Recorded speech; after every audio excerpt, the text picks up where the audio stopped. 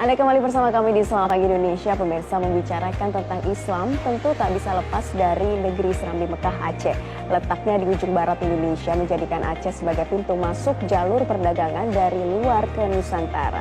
Jejak Islam di Aceh telah ada sejak abad ke-13. Nah, banyak temuan peninggalan bersejarah yang menunjukkan Aceh sebagai daerah pertama pengembangan Islam di Indonesia. Bagaimanakah kini Islam di Aceh dan perkembangannya dalam syiar di Indonesia? Kita akan membahasnya bersama dengan cendekiawan Muslim Prof. Azumardi Azra. Selamat pagi, Prof. Assalamualaikum warahmatullahi wabarakatuh. Terima kasih sudah hadir bersama kami di Selamat Pagi Indonesia. Prof, kalau kita berbicara mengenai peradaban Islam di Aceh begitu ya, sudah ada memang sejak 13 Masehi ya, Prof ya. Tapi memang juga tidak terlepas dari kerajaan Islam pertama yang ada di Provinsi Aceh, yaitu Samudra Pasai. Nah, mungkin dari sejarahnya bisa dijelaskan, Prof.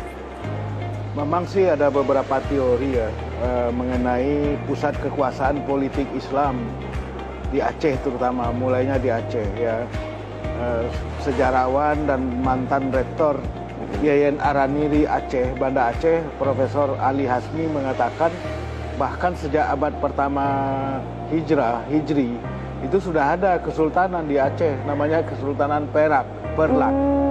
Di Perlak itu yang pertama kali. Jadi baru kemudian belakangan beberapa abad setelah itu baru muncul lagi ke Kerajaan Samudra Pasai. Nah, yang paling besar tentu saja Kesultanan Aceh. Kesultanan Aceh inilah yang paling besar, salah satu kesultanan Islam yang terbesar di Nusantara, di seluruh kepulauan Nusantara. Jadi Kesultanan Aceh inilah yang mengusir Portugis misalnya dari Samudra Pasai. Karena pada awal abad 16 itu Portugis datang, kemudian sempat menduduki Samudra Pasai, kemudian juga sempat menguasai Malaka di Semenanjung Malaya, ya kan?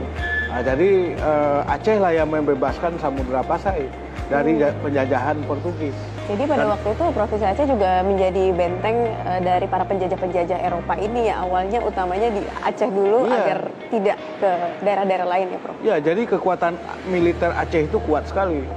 Kuat sekali ya, sejak termasuk bukan hanya kaum laki-lakinya yang ikut perang, tapi juga yang perempuannya. Laksamana Malahayati yang 2 tahun lalu mendapat penghargaan sebagai pahlawan nasional. Jadi Aceh itu memang kuat sekali ya, terutama puncaknya itu adalah pada masa Sultan Iskandar Muda dan Sultan Iskandar Sani.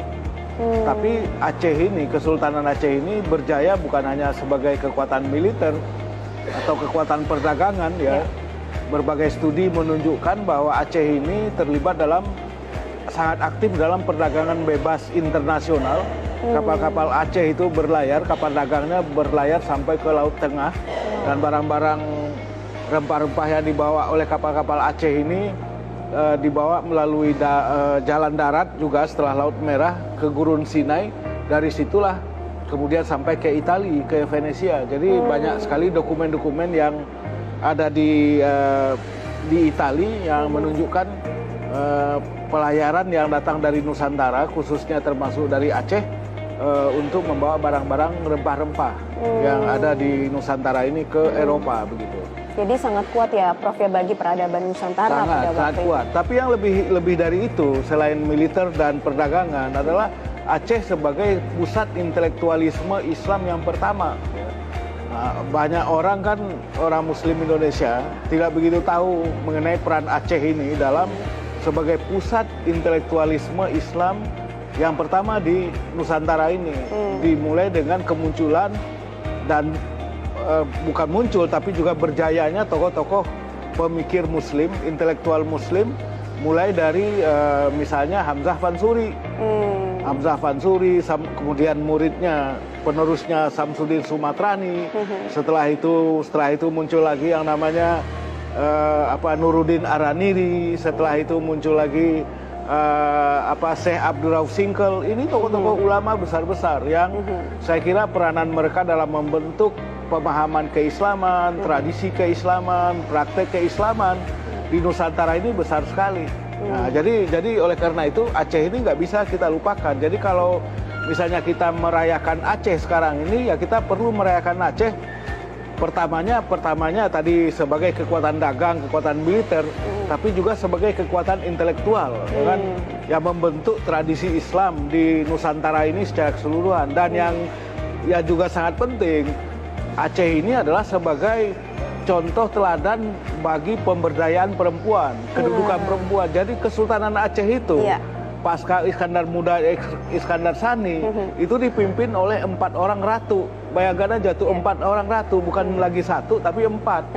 Jadi Aceh ini menunjukkan contoh kepada kita, Indonesia ini, dan juga kepada dunia bahwa kaum perempuan itu bisa menjadi pemimpin, bisa menjadi raja, bisa menjadi ratu, bisa memimpin negara. Baik, Prof, tahan dulu. Ini sangat menarik ya, karena sudah mencapai kaum perempuan, di mana ada kaum intelektualitas yang tadi kita bahas mengenai arti penting dari peradaban Islam di Aceh. Pemirsa, kami akan membahasnya usai jeda pariwara berikut ini. Tetap bersama kami di Selamat Pagi Indonesia.